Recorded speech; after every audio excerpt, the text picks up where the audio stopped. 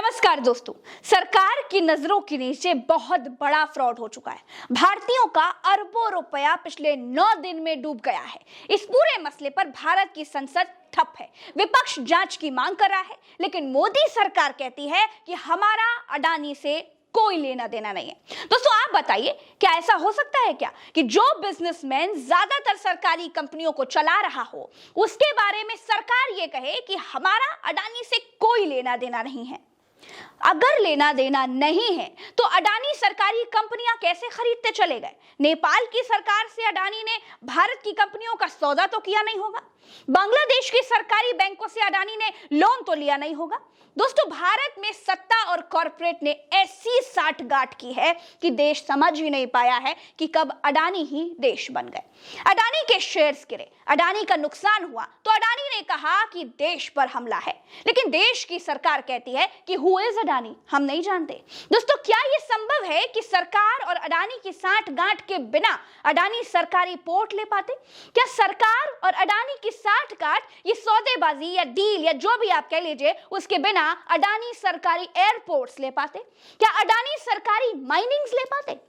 सरकारी सीमेंट्स की फैक्ट्रियां, सरकारी बिजली के ठेके सब अडानी को चीन की सरकार दे गई क्या? हाँ, सरकारी बैंकों में जमा लोगों के पैसे अडानी पर लुटा दिए गए। एलआईसी को पूरे भारत में अडानी के अलावा कोई और कंपनी के शेयर खरीदने के लिए नहीं मिली, लेकिन सरकार का अडानी से कोई लेना देना नहीं है। दोस्तों, अडानी के शेयर्स गिरने से एलआईसी को करीब 18,000 करोड़ का नुकसान हुआ है। दोस्तों, आज की तारीख में हाल यह है कि एलआईसी और एसबीआई में जमा आपके पैसे पर खतरा मंडरा रहा है। अडानी को एसबीआई ने 21,000 करोड़ का कर्ज दिया है। बैंक में जमा आपका पैसा अडानी के पास है। कई अडानी भी तो नीरव मोदी, माल्या और दूसरे व्यापारियों की तरह भारत से फुर्र तो नहीं हो जाएंगे? इस बात का भी डर लोगों को अब सताने लगा है।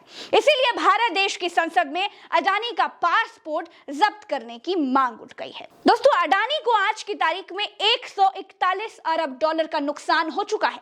दोस्तों, जब भारत के लोगों के साथ धोखा हो चुका है, जब भारत के लोगों को अडानी ने ठग लिया है, तब सरकार कहती है कि हम अडानी को पहचानते नहीं है। क्या इसीलिए कोई भारतीय एजेंसी अब तक अडानी के दंड फंद की जांच करने नहीं उतरी? हिंडनबर्ग की रिपोर्ट कहती है कि अडानी ने दंड फंद करके, आर्थिक भ्रष्टाचार करके फर्जी तरीके से अपना बिजनेस जमाया है। अडानी कहते हैं कि यह देश पर हमला है। अगर यह देश पर विदेशियों का हमला है तो भारत के इन्वेस्टर्स को अडानी के साथ खड़े होना चाहिए था। बाजार फिर भरभरा कर गिर क्यों गए?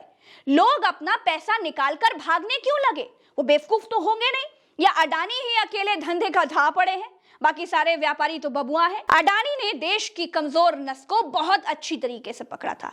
अपने हेर फेर का खुलासा हुआ तो बता दिया कि ये देश पर हमला है। अब देश निपटे। अडानी केवल माल बनाएंगे, मोदी जी के आशीर्वाद से केवल कमाएंगे।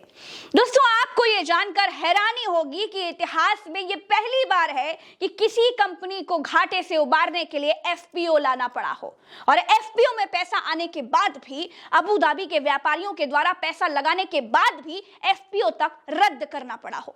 दोस्तों, 20,000 करोड़ का एफपीओ 141 अरब डॉलर के नुकसान के आगे ऊंट के मुंह में जीरा भी नहीं है। हालात ये हैं कि अडानी जो दुनिया के नंबर 1 अमीर आदमी थे, वो अब टॉप 20 से भी बाहर निकल गए हैं। हालत बहुत पतली है, देश में स्थिति बहुत नाजुक है, लेकिन आरबीआई को मालूम ही नहीं है कि उनकी बैंकों ने अडानी को कितना कर्ज दिया है।